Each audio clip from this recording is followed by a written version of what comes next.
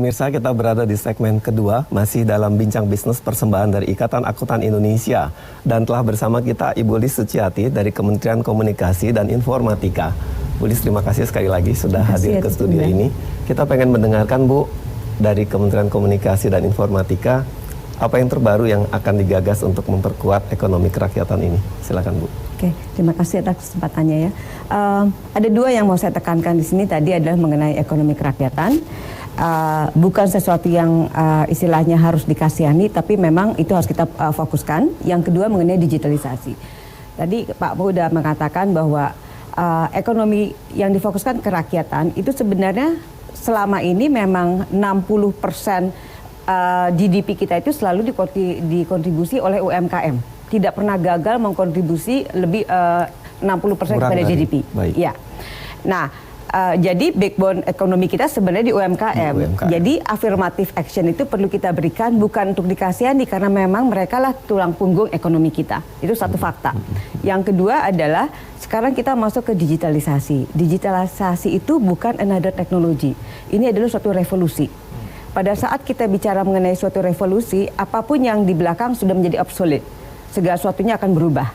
Nah, pada awal 2015 di mana kita masih belum bicara mengenai startup digital ekonomi, masih pada bingung, Pak Presiden udah memberikan mandat kepada Bapak Menkominfo saat itu mengatakan, Pak Rudi tolong kembangkan e-commerce atau digital ekonomi Indonesia, pastikan benefitnya stay di Indonesia.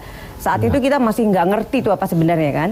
Nah, beliau melihat bahwa digital ekonomi itu bukan hanya urusannya Kominfo. Jadi bergeraklah kita dengan mengundang semua ekosistem player dan kita mengidentifikasi ternyata ada ratusan problem yang membuat potensi digital ekonomi Indonesia itu tidak pernah terrealisasi.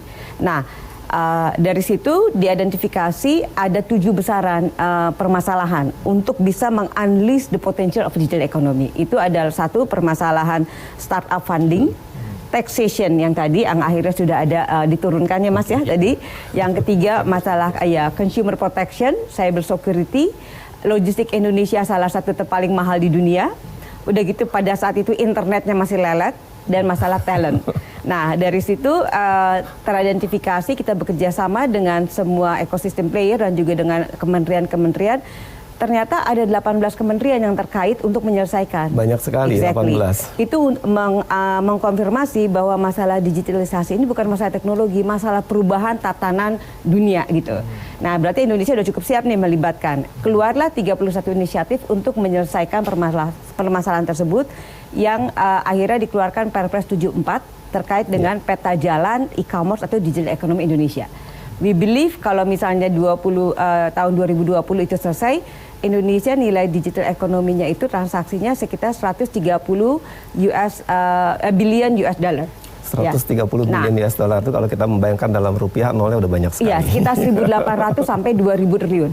Nah, sekarang siapa triliun nih aktornya di dunia baru ini? Aktor ekonominya. Ya. Setiap negara bisa berbeda. Untuk Indonesia ada 3. Pertama adalah startup, yang kedua adalah UMKM kita. Itu akan kita bahas lebih lanjut.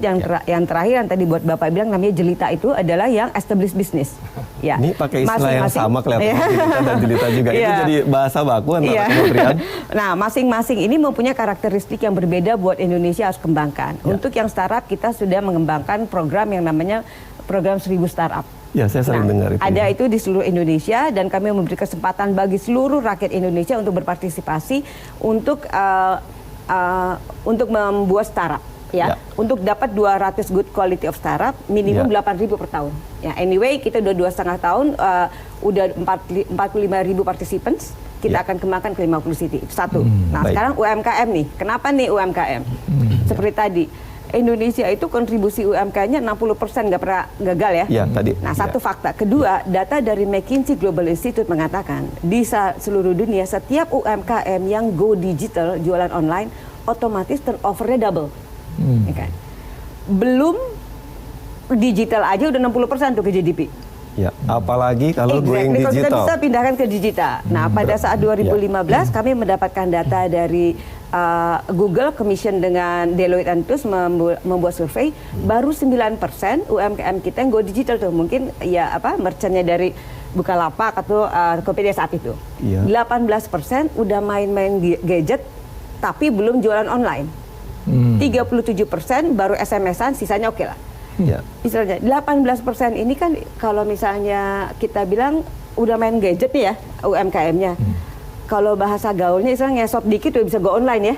Nah, jadi pada saat itu kami melihat bagaimana caranya menggeser yang 18% ini untuk segera jualan online. Makanya keluarlah kita program namanya 8 juta UMKM go online. Baik, menarik sekali. Kalau boleh saya interrupt sedikit. Boleh. 8 juta itu target sudah tercapai berapa banyak atau gimana status yang terakhirnya? Ya, jadi 8 juta itu target lah ya, masih berjalan. Baik. Nah, cara bekerjanya bukan pemerintah bekerja sendiri. Tadi saya kembali kata-kata Bapak, tadi sektor kerakyatan, yang kedua adalah ekonomi Pancasila, ini gotong royong. Di dunia revolusi ini, pemerintah di bawah Menkominfo Bapak Rudiantara, merubah mindsetnya. Dalam arti pemerintah saat ini harus less regulating, harus lebih more facilitating dan accelerating. Lebih banyak memfasilitasi. Exactly, karena kita bendanya ini masih belum pasti. Jangan terlalu banyak diatur-atur maksudnya. Exactly. Baik, Nah, tapi bikin koridor, kita bantu. Nah, dari situ 8 juta itu dicapai dengan kita bekerja sama dengan para marketplace Indonesia. Marketplace. Yang besar sama yang kecil. Jadi contohnya kita, marketplace apa? misalnya Tokopedia, Tokopedia, Bukalapak, Blibli, Belanja.com, itu dianggap sebagai satu Shopee, marketplace. Termasuk yang payment sistemnya. Kami sama-sama langsung kepada UMKM-nya itu ada di pusat-pusat sentra-sentra belanja. Nah, saat ini tahun ini kita programnya di 300 pasar di 50 kota, namanya program Gerebek Pasar. Gerebek Pasar. Exactly. Karena kita harus jemput bola. Kita harus jemput bola. Kenapa? Karena menunggu mereka sadar perlu jualan online cukup lama. Cukup lama, betul. Nah, jadi perlu dijemput ya. Exactly. Kenapa? Karena mereka tidak online itu bukan berarti kontribusinya tetap 60%. Karena pembelinya udah online.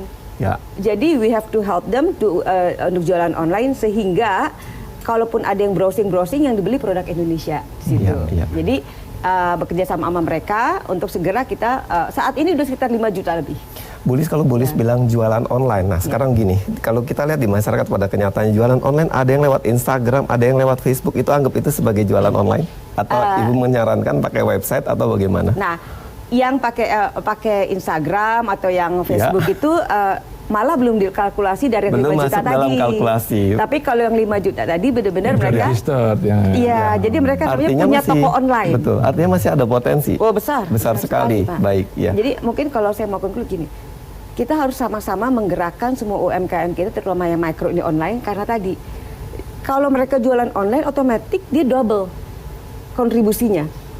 Sehingga kalau memang tadinya aja udah 60%, kalau di online otomatis tidak nambah lagi ekonomi negara. Makanya Pak Presiden sudah menggadangkan ke dunia bahwa Indonesia adalah di digital energy of Asia. Hebat. Gitu. Nah, saya tertarik global, Pak. Kamu pengen menambahkan? Ya, karena yang digital kan global sekarang. Tidak hanya Indonesia, tapi saingan kita pada negara-negara dan global itu. Nah, khusus UMKM ini sebenarnya ada opportunity, tapi juga ada threat-nya.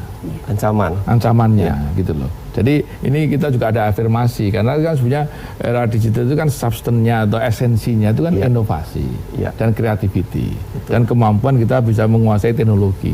Nah, tidak semua orang langsung bisa. Betul. Untuk menjadi kreatif dan inovasi dan seperti itu. Bimbingan. Untuk perlu bimbingan seperti itu. Ini yang potensi dan juga threat-nya itu kita tadi harus ada afirmasi, ada orang yang betul-betul bisa membimbing. Ini penting itu situ. Pak, mohon jelaskan sedikit, tadi Bapak bicara istilah teknis afirmasi. Bagaimana Bapak melakukan hal itu, si afirmasi itu bisa dilakukan? Mungkin Bulis juga nanti bisa nambahkan singkat. Ya, jadi oleh karena itu afirmasi itu bisa dilakukan ada dua. Satu dari policy-nya, dari kebijakan yang itu. Baik. Yang kedua memang harus ada pendampingan. Ya, pendampingan. Kebijakan dan juga ada pendampingan. Dan itu tidak hanya seperti di sekarang yang dilakukan BUMDes misalnya. Iya. Di desa-desa itu kan sekarang udah mulai banyak teknologi pakai seperti itu. Dan mereka pesan sayur itu nanti itu lewat BUMDes ini. Nanti bagiannya. Iya, ini itu maksud saya. Arif, ya? Maksud saya, tapi tidak semua BUMDes bisa seperti itu. Maka ada pendamping gitu loh. Jadi ini harus masif. Baik. Itu yang menarik. Terima kasih Pak Mu. Dan nanti tolong Mas Arif jelaskan di segmen berikut. Tadi ada dua, kebijakan dan pendampingan. Kebijakan yang dirasakan apa, pendampingannya nyata atau tidak sampai ke sayur box gitu ya. Pemirsa jangan kemana-mana, tetap bersama Bincang Bisnis.